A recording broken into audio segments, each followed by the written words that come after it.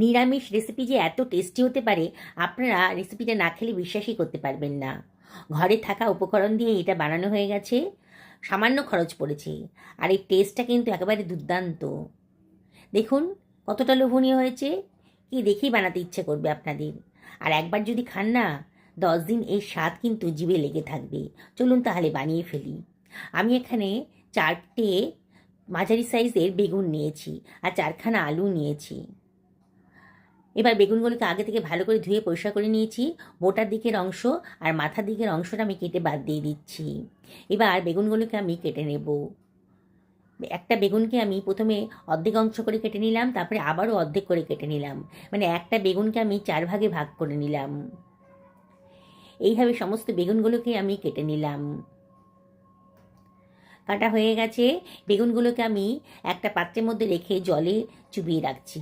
এর ভেতর দিয়ে দেবো সামান্য একটু লবণ, মানে লবণ জলে ভিজিয়ে রাখবো, তাহলে বেগুনের ভেতর যে কষ্টটা থাকে সেইটা অনেকটাই কমে যাবে। আমি 4খানা যে আলু নিয়ে নিয়েছিলাম, এই আলুগুলোকে কিন্তু আগে থেকে ভালো করে ধুয়ে পরিষ্কার করে নিয়েছি। আলুর খোসাগুলো কেটে নিয়ে আলুগুলোকে লম্বা লম্বা পাতলা পাতলা করে কেটে নিচ্ছি। খুব বেশি পাতলাও হয়নি, খুব বেশি মোটাও হয়নি। এইভাবে সমস্ত আলুগুলো আমি কেটে নিলাম।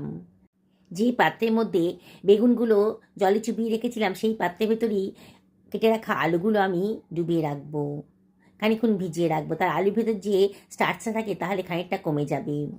আমি 2খানা টমেটো নিয়ে নিয়েছি, আগে থেকে ধুয়ে পরিষ্কার করে নিয়েছি। টমেটোটাকেও আমি লম্বা লম্বা পাতলা পাতলা করে কেটে নিচ্ছি, সরিয়ে রাখলাম। মিনিট 5-6 হয়ে গেছে। বেগুন আর আলুটা জলে ভেজানো ছিল। এবার বেগুনগুলোকে আমি জল থেকে তুলে অন্য একটা পাত্রের ভেতর রেখে দিচ্ছি। দেখুন জলের কালারটা কিন্তু পুরো চেঞ্জ হয়ে গেছে। এবার এই আলুগুলোকেও আমি আবারও 2 থেকে 3বার জল চেঞ্জ করে করে ধুয়ে নেব। একটা কড়াই গরম করতে বসিয়ে দিয়েছি। এই কড়াইয়ের ভিতর দিয়ে দিলাম 3 টেবিল চামচ তেল।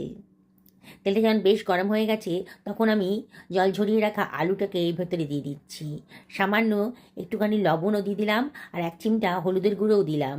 সামান্য একটুখানি কাশ্মীরি লঙ্কার গুঁড়োও দিয়ে দিলাম, তাহলে সুন্দর একটা কালার আসবে ভাজার পর। এবার এটাকে মিডিয়াম টু হাই ফ্লেমে রেখে আলুগুলোকে ভালো করে ভেজে নেব। অনবরত কিন্তু নাড়াচাড়া করতে হবে, নাহলে কিন্তু পোড়া লেগে যেতে পারে। আলু ভাজাতে তাড়াতাড়ি হয় বলে একটু ঢাকা দিয়ে দিলাম মিনিট 2-3 জন্য, একেবারে লো ফ্লেমে। 2 মিনিট বাদে ঢাকাটা তুলে আবার একটু নাড়াচাড়া করে দিচ্ছি। দেখেই মনে হচ্ছে আলুটা বেশ ভাজা ভাজা মতন হয়ে গেছে। আবার একটু নাড়াচাড়া করে দিলাম, দিয়ে এবার আলুগুলোকে আমি অন্য একটা পাত্রের ভেতর সরিয়ে রাখছি। ওই তেলের ভেতরে দিয়ে দিলাম কেটে রাখা বেগুনগুলো।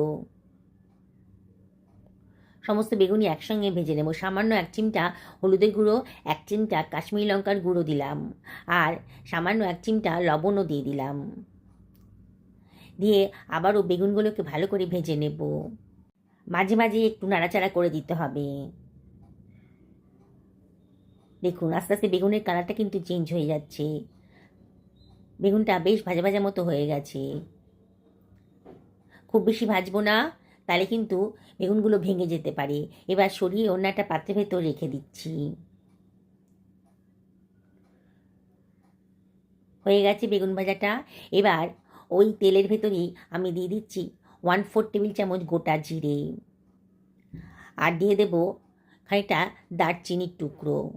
সুন্দর একটা টেস্ট আসবে, গন্ধটাও সুন্দর বেরোবে। 2-3খানা লবঙ্গ দিয়ে দিলাম। 2টো ছোটো এলাচের মাথাটা ফাটিয়ে দিয়ে দিলাম।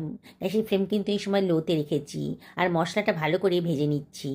তখন শুকনো একটা গন্ধ বেরোতে শুরু করে দিয়েছে, তখন 1 টেবিল চামচ আদা বাটা দিয়ে দিলাম।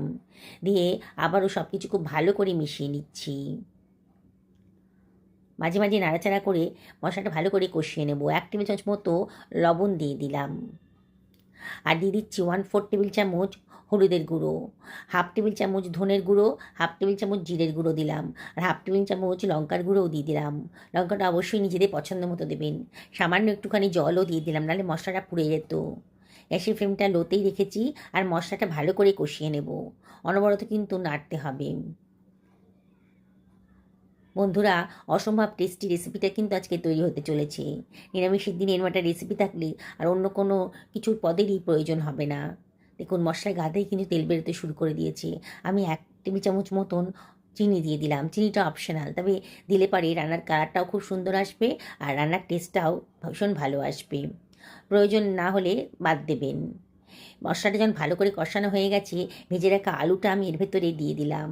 দিয়ে আবারও সব কিছু খুব ভালো করে মিশিয়ে নিচ্ছি। অনবরত কিন্তু নাড়তে হবে। মিনিট খানেক ভালো করে আলুর সাথে মশলাটা ভালো করে কষিয়ে নেব।